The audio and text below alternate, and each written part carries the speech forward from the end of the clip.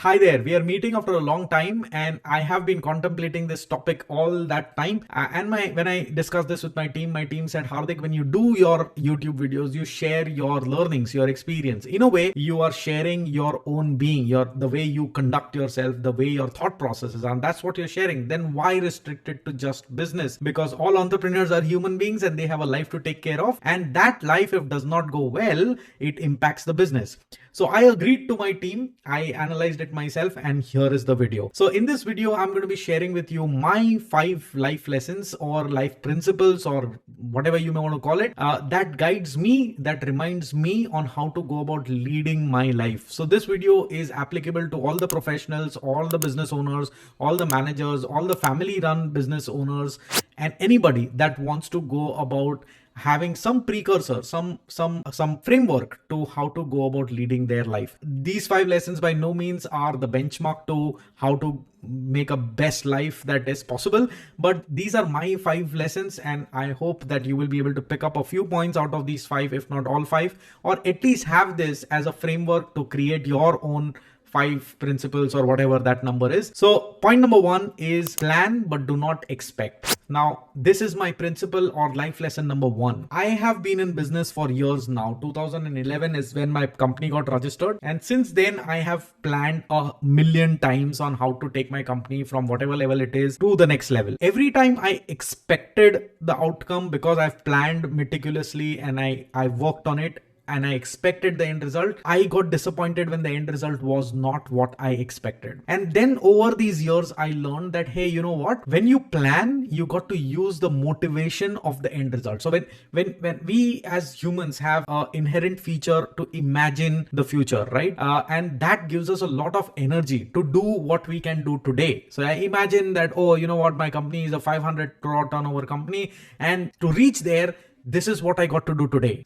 And that gives me motivation. That picture gives me motivation to work today, to get things in order today. When I go down the lane 1 year down the line, when I'm expecting the result to be, if not 500, maybe a 50 crore turnover company, and I don't reach there, I don't have to get disappointed. I don't have to expect that to happen in that time frame. And this I learned because a lot of times I saw, in fact, 9.5 out of 10 times I saw my plans did not really give the exact result in the exact same time. Sometimes the results were not great at all. But as I went about creating a new plan and then a new plan and a new plan, I realized that whatever I did in plan 1 actually gave me benefits in plan 5. A lot of times the results were far better than what I expected it to be. A lot of times the results were exactly the same, but I did not get it at the time that I had anticipated. So you must plan with your imagination, because that's the feature that all of us have that gives us energy, motivation to do our today's task. It also prepares you for things or obstacles that you may be able to foresee in the immediate near future. So you must plan, but do not expect the end result to be exactly what you've envisioned. Point number 2, if you do not solve a problem, it will repeat itself. Well, all of us are dealing with problems every single day, and those are the problems that we can't shy away from. We can't fool ourselves out of. We got to acknowledge the challenges, the problems, the faults that we have, and be able to work on it and improve. Should you not improve that? I have seen in my span of life so far, I don't have a lot of gray hair, but whatever experience that I have seen that if I don't solve a problem, it is going to manifest in several ways. Like at the start of my business, I was extremely risk averse. I still am, but I have improved.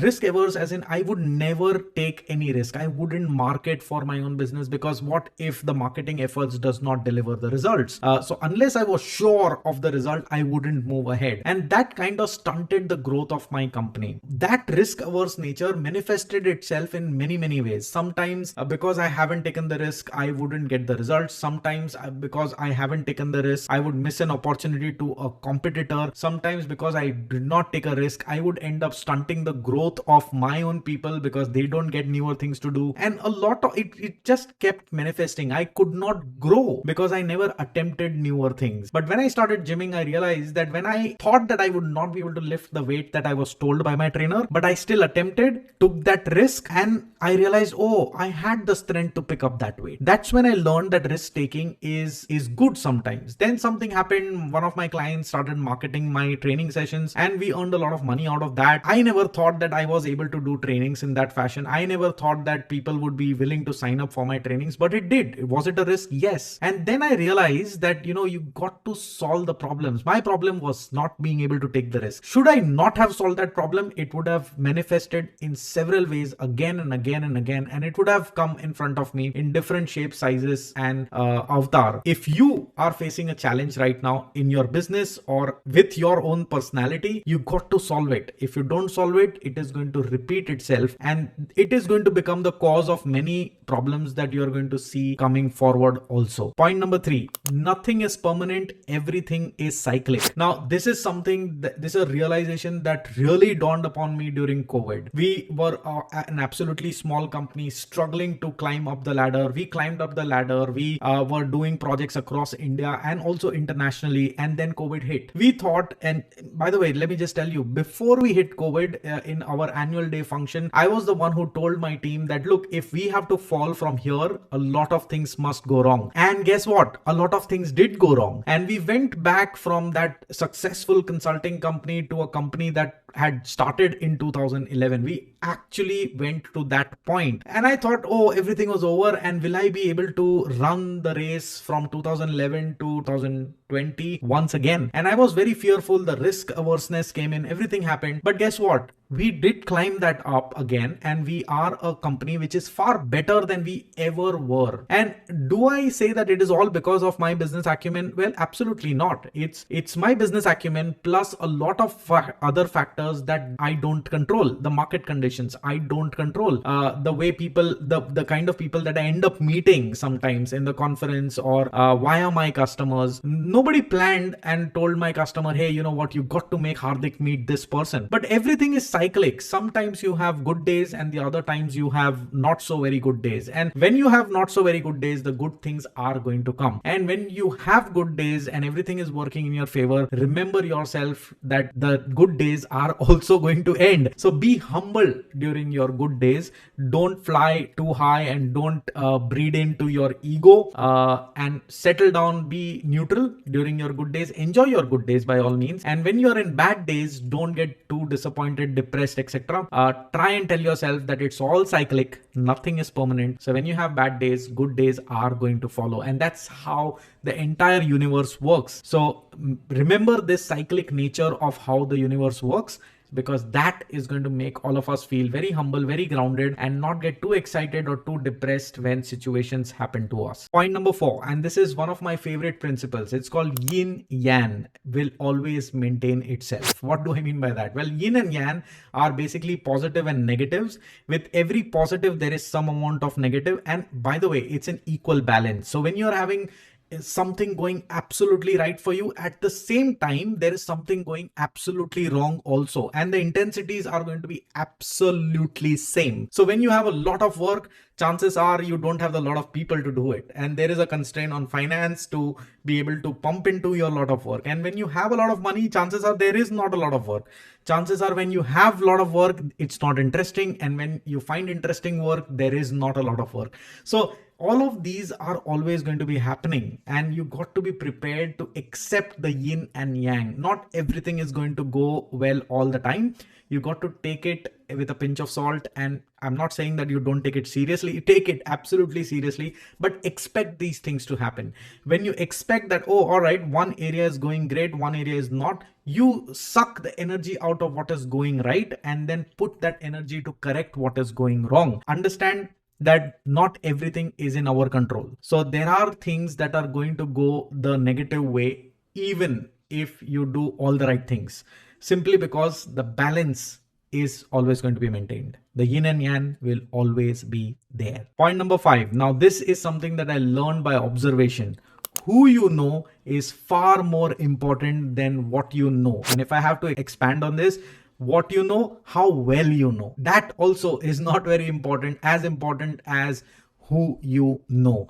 Look, we are in a world of people and relationships. If you know the right person, you're going to get the second chance. In fact, you're going to get the first chance. You may be a brilliant scientist, but what if nobody knows about your invention? What if you have no friends? What if you have no connections, no people that you can showcase your work to?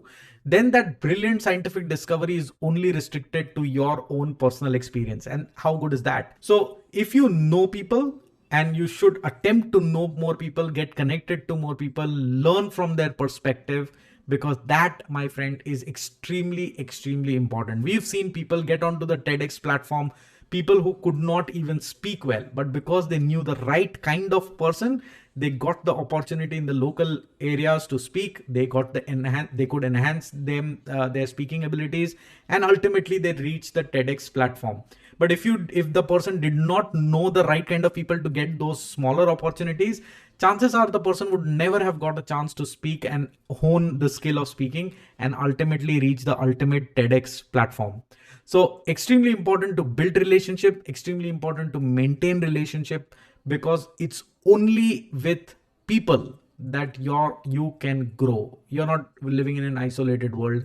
You are living with the society, and society is people. So who you know in the people with power, people with influence, people who can get things done, people who are connected to the people who can get things done, is extremely important than what you do and how well you do it. I hope that you like this video, and from these 5 points you may have a 6th, 7th, 8th point. Please mention that in the comment box. We would all like to learn together. If you like any of these points that I mentioned today, and if you think it helped you even an ounce, then hit a big fat like. Share this video with your friends and colleagues who need this. If you've not subscribed to this channel, hit the subscribe button and don't forget the bell icon. Until we meet next time, all you fine people, keep propelling.